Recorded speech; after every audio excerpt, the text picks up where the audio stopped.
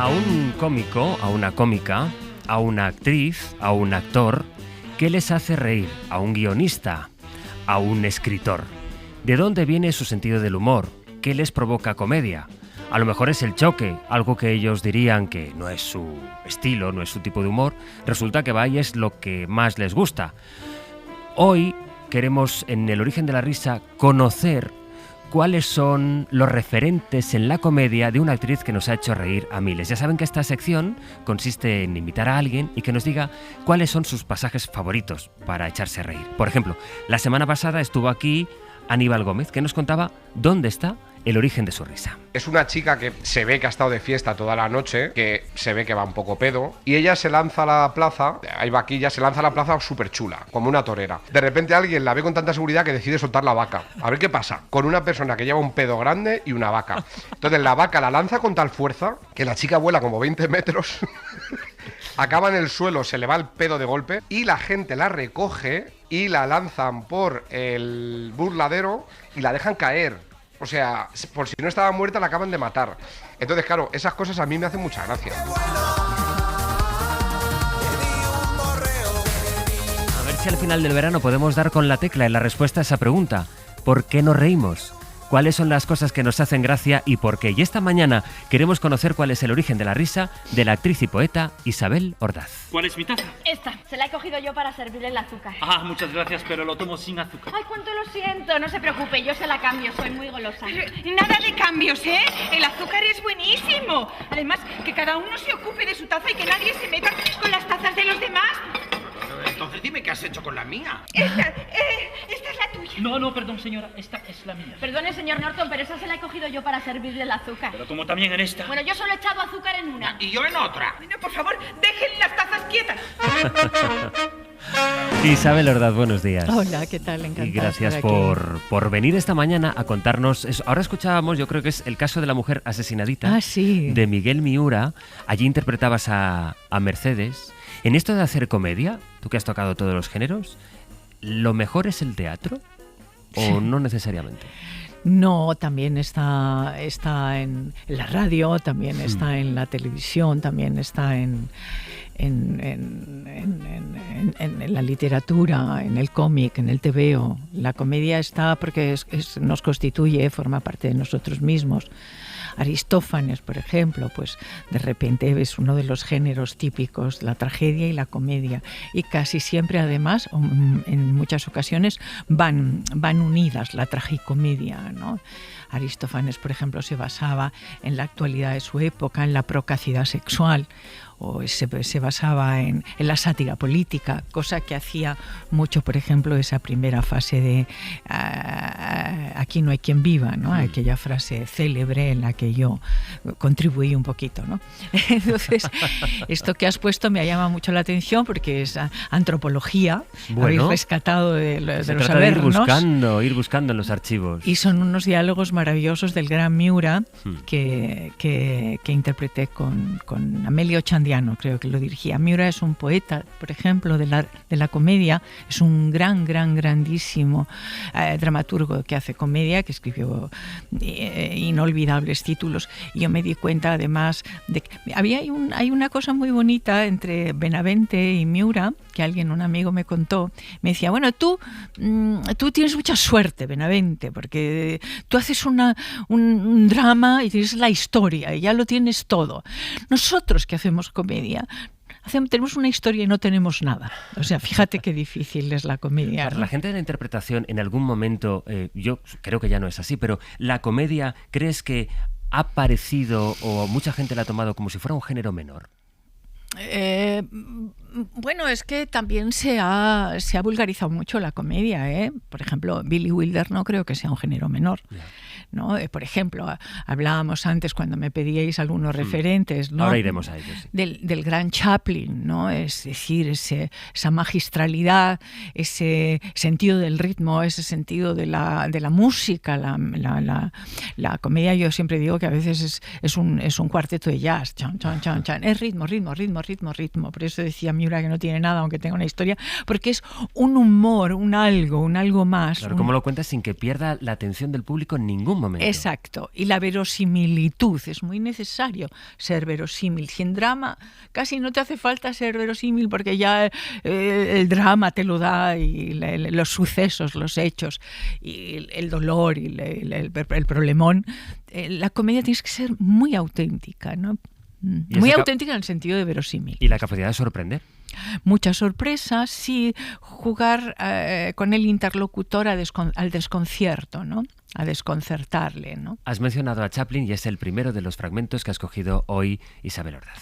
Este es el programa La Hora Feliz. Trabaje alegremente, muévase al compás de la música.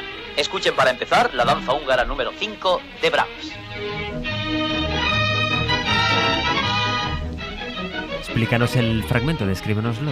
Bueno, sabéis que es El Gran Dictador, la película, una de las grandes películas. A mí siempre me ha parecido que, no obstante, Chaplin siempre tenía un humor muy melancólico, pero era el gran payaso del cine mudo, ¿no? Y entonces, fuera de su barbería está el Tercer Reich, está a punto de suceder la noche de los cristales rotos, entonces hablamos de algo muy trágico.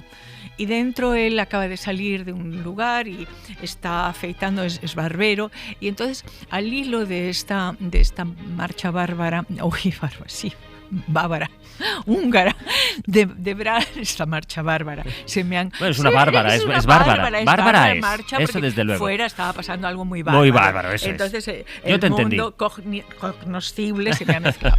Entonces, el asunto es que él, a través de este ritmo, que hace toda una coreografía maravillosa, mientras prepara sus artilugios de barbero, ¿no? Afila la navaja, enjabona al cliente, corta un pelo de la cabeza del cliente para ver si la navaja está lo suficientemente bien afilada y le afeita y luego le perfuma. Entonces, lo que quería yo ejemplarizar con esto, al mencionar este pasaje de la gran película, es la importancia de la música, del ritmo en la comedia, ¿no? Y esto es maravilloso. Y luego el tema, es decir, quizá fue uno de los precursores de que había asuntos que era muy difícil hacer comedia sobre ellos, pero que también la comedia te permitía una aproximación a episodios terribles como este. Bueno, y yo admiro el payaso, ¿eh? El payaso es una jerarquía dentro del mundo de la interpretación y de la expresión. A mí me parece de una gran nobleza. Para mí el payaso es el gran voluntarioso. El payaso es aquel que nunca se rinde.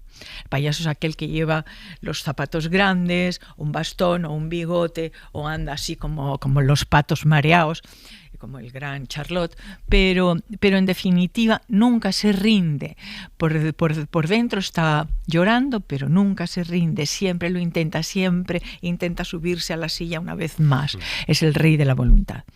El siguiente sonido llega desde Argentina.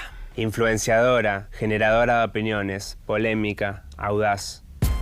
Carol Pardíaco. Hola Lili, ¿qué tal? ¿Qué es ser influencer? Como que influís, digamos, en la vida de la gente, o sea, ya sea, digamos, por las redes sociales o por lo que haces o por lo que inventás, yo invento cosas. ¿Cómo te depilás, Caro? Tema de depilación definitiva. Tiene unas piernas fabulosas. Creo que hay 5 piernas argentinas que se pueden destacar, 2 de ellas son de Caro. A ver, ¿quién es? Bueno, ya lo pone ahí, ¿no? Sí, Caro. Sí, son unos argentinos maravillosos. Yo los vi en Hartun. ¿Hartun? Hartun, sí. Hartun es una compañía, un grupo maravilloso. Yo los vi en Buenos Aires, que estuve actuando ahí hay algunos años y me dijeron, no te puedes perder esto. Era un espectáculo que tenían sobre el bien y el mal, Caín y Abel. Son espectaculares y tienen ese sesgo de payasos, ¿no? Pero a la Argentina, ¿no? Luego los volví a ver en Madrid, que actuaron en el Teatro de la Abadía. Me gustaron mucho porque son grandes actores los argentinos en general, pero haciendo comedia. Te iba a decir, si ves tremendos. mucha diferencia en las comedias por países. Pues no lo sé.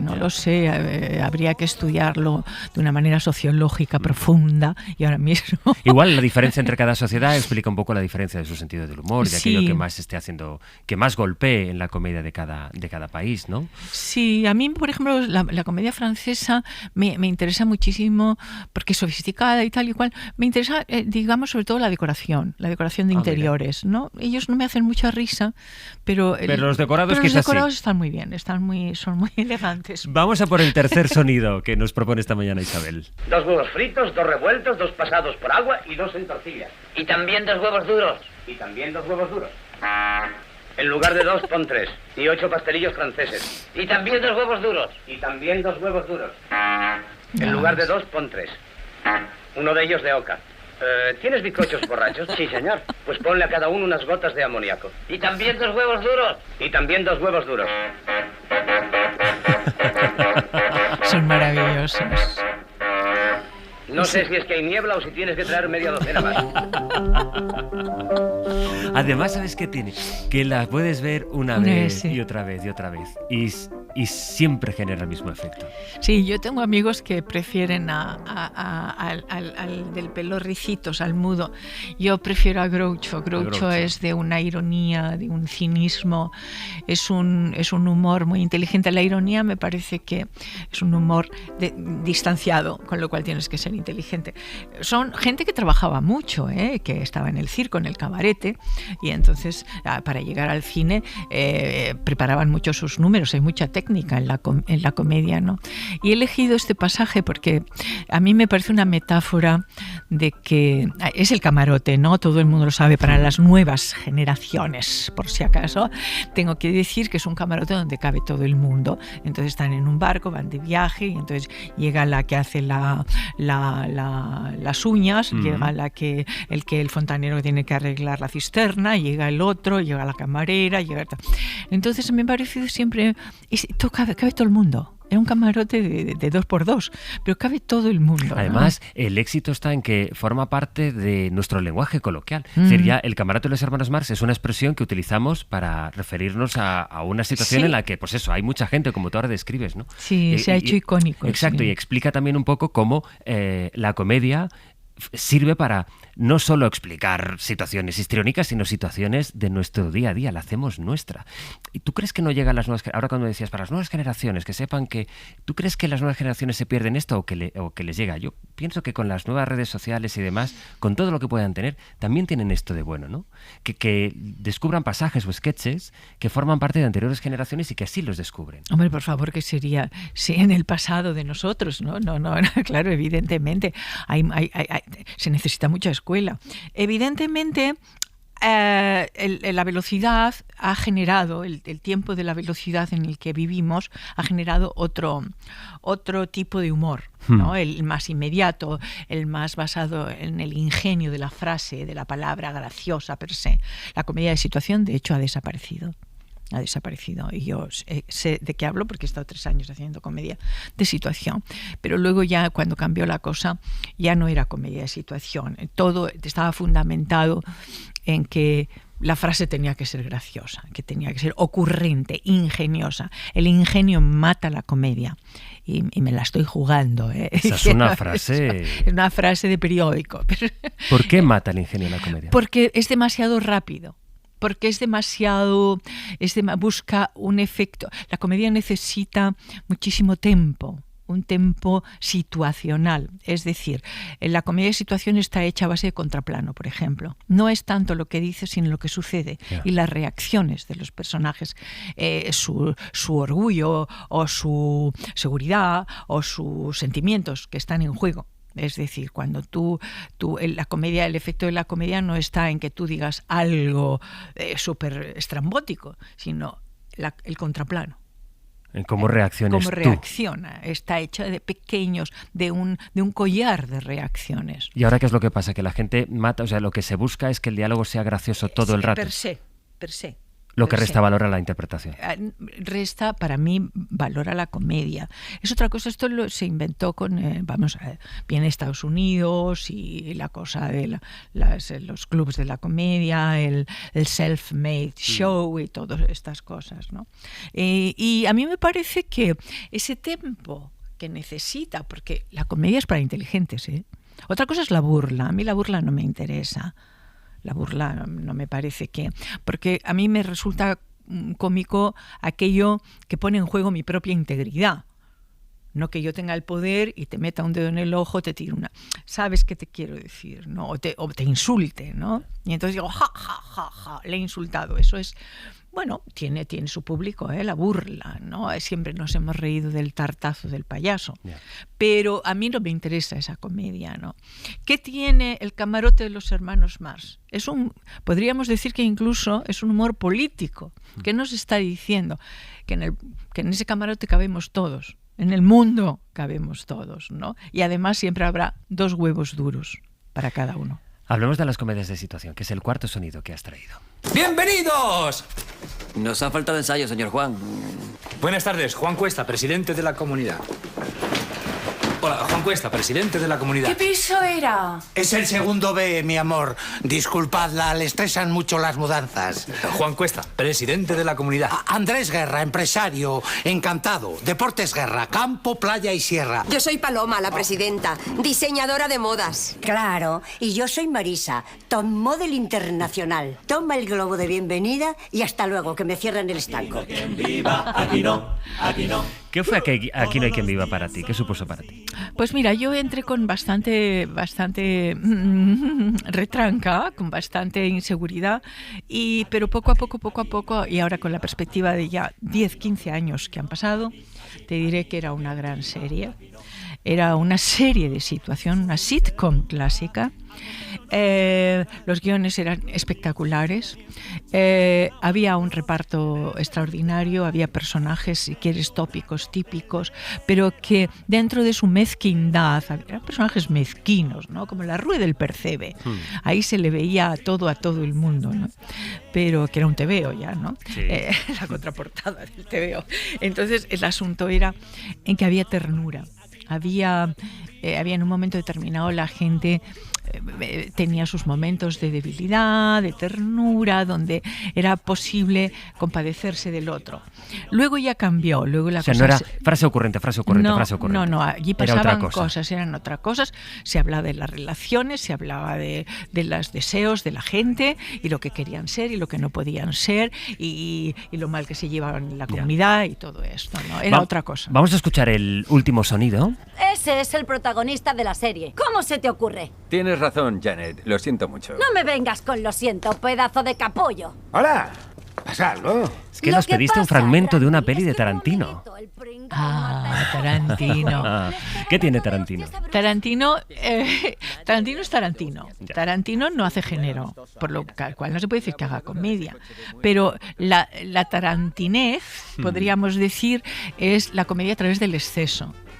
Él no mata o saca una de estas, una apisonadora o un cortacésped, una ametralladora o lo que sea, porque sí, y salpica con unas cuantas gotas de sangre el espejo de alguien. Yeah. No, él va por litros, Los Malditos Bastardos es brutal. En ese exceso, una vez en Hollywood, no pueden ser más patéticos los dos protagonistas, son los antihéroes por excelencia. Y precisamente si yo aprendí a ver a Tarantino, no en Pulp Fiction, que no acabé de verla nunca, sino en Malditos Bastardos, cuando se permite con todos los excesos y toda su cosa Tarantino hacer la justicia poética de matar a Hitler en un cine francés. Esto es comiquísimo. Ahí es donde entraste en el código Tarantino. Ahí donde entré en el código. Ahí dijiste, me entrego. Digo, me entrego. Tu justicia poética me ha comprado el alma. Háblame de La Profesora, porque saben que Isabel Ordaz va a estar de gira con La Profesora en Madrid, en el Teatro Bellas Artes, desde el 6 de septiembre al 15 de octubre. Desembuche, señora. ¿Qué vamos a encontrar ahí? Bueno, es una comedia, pero es una comedia dramática. Está escrita por Eduardo Galán. Está muy bien escrita, es una comedia muy sencilla y muy difícil dado que habla de la actualidad. Son dos personajes, Marcial Álvarez y una servidora, y está dirigida por Carla Niemann, que es una joven directora y poeta muy, muy estimulante. Y entonces se habla de ¿qué? Se habla del aquí y ahora, se habla de la pública de la enseñanza pública y de todos esos adolescentes perdidos que sufren el acoso, el bullying, el género, todo esto. ¿Cómo está visto? Está visto con unos diálogos extraordinariamente divertidos, un malentendido permanente entre los dos únicos personajes porque son altamente radicales. Yo soy la profesora y mi colega Marcial hace de pescadero, es un pescadero de barrio que en un momento determinado es el padre de la criatura, que es Daniela, que es la protagonista ausente y que es la que aporta el conflicto Una comedia romántica, dramática, para cerrar, para poner fin a esta conversación con Isabel Ordaz. ¿Ha sido un gusto?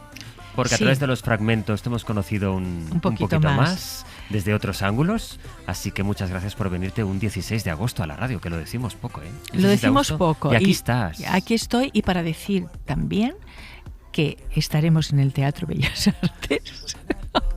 Sí, ya estaba dicho, ¿eh? No, la fecha no. Sí, he dicho Teatro Bellas Artes de Madrid del 6 de septiembre al 15 de octubre. Oye, discúlpame, tú eres el profesional, yo soy la advenediza, pero siempre, como soy mayor. Adiós, adiós. Adiós, adiós. Hasta la vuelta. Adiós.